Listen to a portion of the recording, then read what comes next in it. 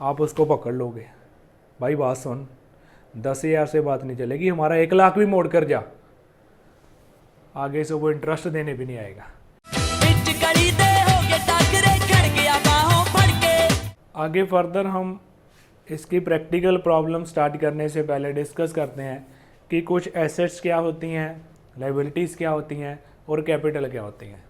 Start करने को तो हम प्रैक्टिकल सम्स भी डायरेक्टली स्टार्ट कर सकते हैं, बट आपको बेस, आपको टोटली आपके ग्राउंड लेवल पर, मतलब बेस थिंग या कॉर्नर स्टोन कह सकते हैं कि आपका नींव पत्थर अगर अच्छा होगा तो आप प्रैक्टिकल सम्स खुद ब खुद भी कर सकते हो। सो पहले ही हम एसेट से स्टार्ट करते हैं। फर्स्ट एसेट की बात करते हैं हम कैश से, कैश इन हैंड से। आप बिजनेस कैश से ही स्टार्ट करोगे।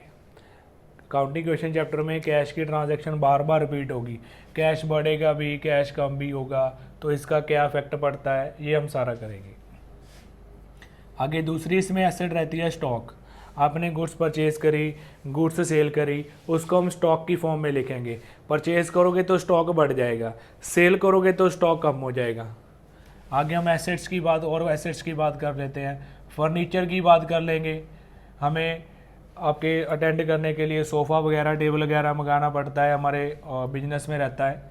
लैंड एंड बिल्डिंग होती है, प्लांट एंड मशीनरी हो सकती है। देन आगे बात करते हैं बैंक बैलेंस की।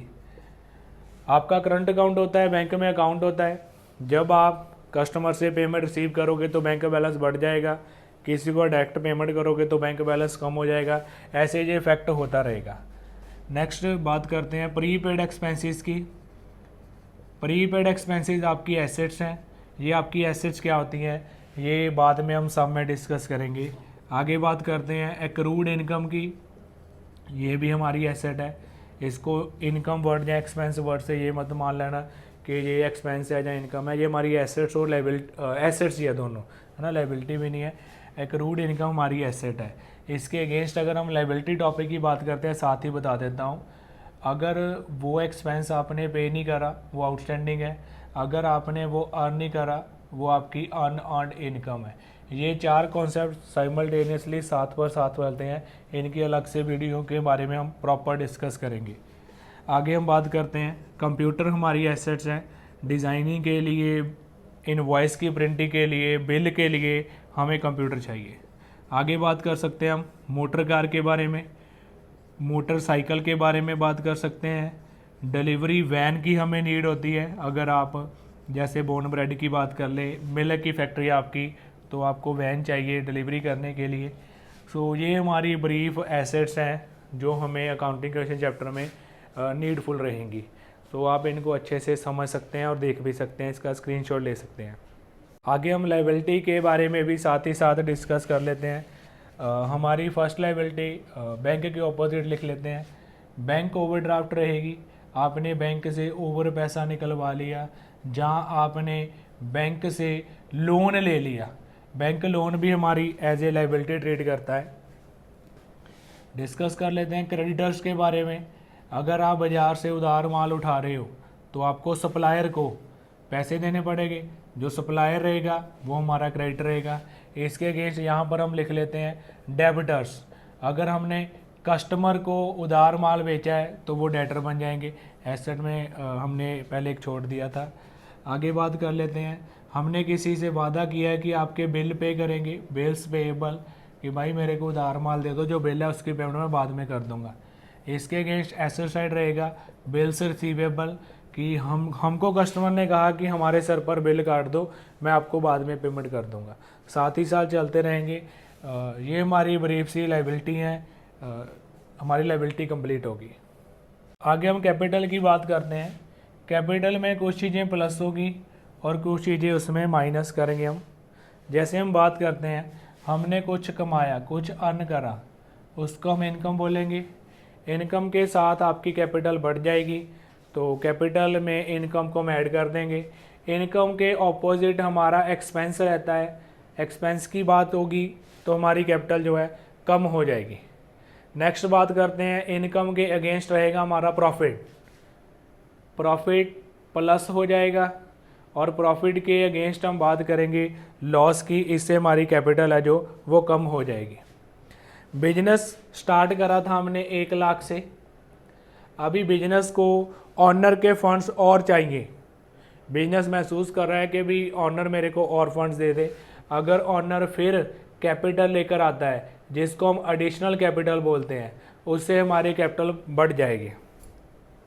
इन केस ऑनर बिजनेस से पैसे निकलवा कर ले गया तो उसको हम ड्राइंग्स बोलेंगे, इससे कैपिटल कम हो जाएगी तो लेस कर दिया।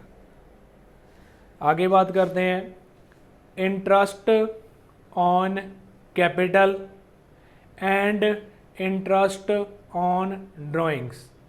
इन दोनों को हम ऐड भी करेंगे और इन दोनों को हम लेस भी करेंगे। ऊपर इंटरेस्ट ऑन कैपिटल प्लस कर दिया, यहाँ पर इंटरेस्ट ऑन कैपिटल हम माइनस कर देंगे। इंटरेस्ट ऑन ड्राइंग प्लस कर दिया, यहाँ पर हम इंटरेस्ट ऑन ड्राइंग्स माइनस कर देंगे। इसकी बुक्स में इतनी वैल्यू रहेगी जितनी वैल्यू आपकी आपके घर में है, ना मात्र ज़ीरो। यहाँ पर पहले मैंने इन दोनों को प्लस कर दिया, IOC interest on capital, IOD interest on drawing, then इसके बाद इसको लेस कर दिया IOC IOD। अब इसके पीछे रीज़न क्या है, इसका रीज़न कारण क्या है, पहले भी आपको बताया। बिजनेस में जो ओनर ने दिया वो कैपिटल है, कैपिटल आ गई। जो ओनर निकलवा कर ले गया वो ड्राइंग्स है। पैसा आ रहा है, पैसा जा रहा है, इस पर ऑनर इंटरेस्ट चार्ज करवाएगा कि भाई मेरे को इस पर इंटरेस्ट दो। मैंने अगर बिजनेस को पैसा दिया है, आप तो मेरे को अलग एंटिटी मानते हो, आपकी तो खुद की पहचान है बिजनेस की, तो मेरे पैसे पर तो मेरे को इंटरेस्ट दो ना। अगर ये पैसा मैं बैंक में डिपॉजिट करवाता तो मेरे को इंटरेस्ट मिलना था। हमने कहा ले भाई आप इंटरेस्ट ले लो। कैपिटल पर दिया गया इंटरेस्ट फर्म की तरफ से वो एक्सपेंस है, ठीक है। अब जब इसने पैसा निकलवाया, ये ड्राइंग्स ही है, हमने बोला कि तू इंटरेस्ट लेने तो आ गया, जो पैसा लेकर गया है बिजनेस से उस पर भी मेरे को इंटरेस्ट देना।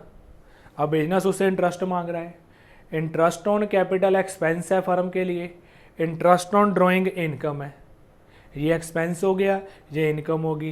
पहले तो मैंने इंटरेस्ट ऑन कैपिटल को एक्सपेंस मानकर, ये देखो एक्सपेंस मानकर लेस कर दिया, और इंटरेस्ट ऑन ड्राइंग को इनकम मानकर प्लस कर दिया। ये इंटरेस्ट ऑन ड्राइंग की बात है, मैंने उसको इनकम मान लिया, इसको मैंने एक्सपेंस मान लिया।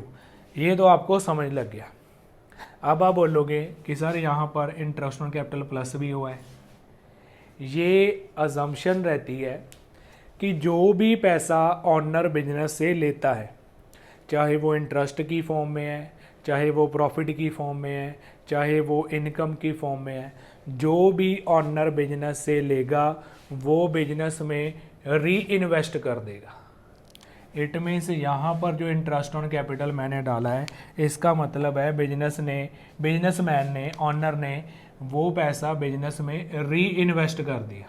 अब री इन्वेस्टमेंट का मतलब है एडिशनल कैपिटल, उसने बिजनेस को और कैपिटल दे दी, तो कैपिटल बढ़ गई, प्लस होगी। साथ ही साथ ये मानना है कि जो इंटरेस्ट ऑन ड्राइंग है, देखो यार जिस बंदे ने आपकी ड्राइंग्स की पेमेंट नहीं करी वो इंटरेस्ट कैसे पे करने आ जाएगा। वो आया ऑर्गेनाइजेशन में, ये लो आपका मैंने 1 लाख निकलवाया था, उस पर 10,000 ले लो, आप उसको पकड़ लोगे। भाई बात सुन, 10,000 से बात नहीं चलेगी, हमारा 1 लाख भी मोड़ कर जा, आगे से वो इंटरेस्ट देने भी नहीं आएगा। ये एक मतलब ऐसे कॉन्सेप्ट ही बन गया कि जिस बंदे ने ड्राइंग्स की पेमेंट नहीं वापस करी वो उस पर इंटरेस्ट कैसे वापस कर देगा भी। ये हमारे लिए एक तरह का एक्सपेंस है कि वो बंदा हमारा इंटरेस्ट ऑन ड्राइंग भी नहीं अभी तक दे रहा, हमने एक्सपेंस डालकर उसकी कैपिटल को कम कर देना है, उसकी कैपिटल में से डिडक्ट कर देना है। ये हमारा ओवरऑल टॉपिक है, asset is equal to liability plus capital, take का स्क्रीनशॉट। हाँ, जो ये कॉन्सेप्ट है ना दो, ये मैं ज़रूर आपको मेरी नेक्स्ट वीडियो में समझाऊंगा। पहले मैं डिस्कस करूंगा हमारे types of income and profits के बारे में, देन डिस्कस करूंगा एक्सपेंसेस और लॉसेस के बारे में, देन इन टॉपिक के बारे में मैं डिस्कस करूंगा। Take a screenshot.